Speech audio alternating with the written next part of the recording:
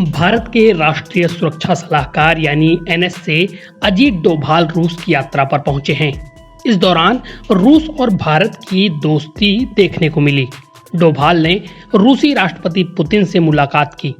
मुलाकात भी कोई ऐसी वैसी नहीं रही, बल्कि पुतिन और डोभाल की अकेले मीटिंग हुई, जिसमें दोनों एक मेज पर साथ दिखे।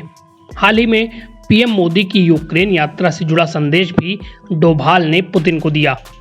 ये दिखाता है कि भारत नहीं चाहता कि पीएम मोदी की यूक्रेन यात्रा का किसी भी तरह से कोई और अर्थ रूस की ओर से निकाला जाए।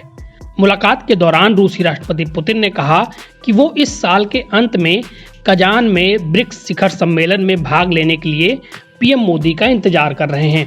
उन्होंने भारतीय पीएम के साथ द्विपक्षीय शिखर सम्मेलन आयोजित करने का भी प्रस्ताव रखा। रूसी सरकारी मीडिया आउटलेट स्पुतनिक और टास ने अपनी रिपोर्ट में बताया कि राष्ट्रपति पुतिन ने डोभाल के साथ मुलाकात के दौरान पीएम मोदी से बातचीत की इच्छा जताई। भारत के विदेश मंत्रालय ने साप्ताहिक प्रेस ब्रीफिंग के दौरान कहा कि भारत के राष्ट्रीय सुरक्षा सलाहकार अजीत डोभाल गुरुवार को सेंट पीटर्सबर्ग में रूसी राष्ट्रपति पुतिन से मिले। डोभाल 10 से 12 सितंबर तक होने वाली ब्रिक्स और ब्रिक्स प्लस उच्च स्तरीय सुरक्षा अधिकारियों की मीटिंग में हिस्सा लेने के लिए सेंट पीटर्सबर्ग पहुंचे।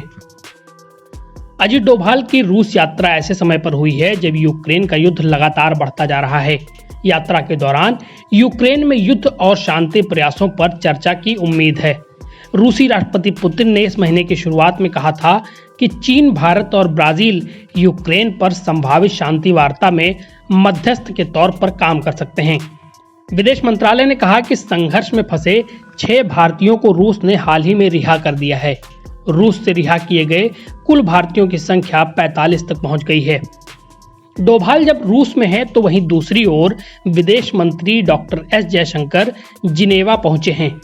यहां उनसे एक बातचीत में सवाल किया गया कि आखिर ब्रिक्स की जरूरत क्या है। इस पर उन्होंने एक करारा जवाब दिया। डॉक्टर जयशंकर ने कहा कि अगर G20 के अस्तित्व में रहते हुए G7 अस्तित्व में रह सकता है तो ऐसा कोई कारण नहीं कि ब्रिक्स का अस्तित्व ना हो। उन्होंने कहा कि आपने हमें अपने क्लब यानी G7 में शामिल नहीं होने दिया, इसलिए हमने अपना खुद का क्लब बना लिया।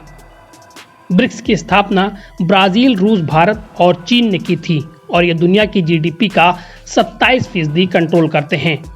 जनवरी 2024 में 5 नए देश ईरान, सऊदी अरब, मिस्र, संयुक्त अरब अमीरात और इथियोपिया इसमें जोड़े गए हैं।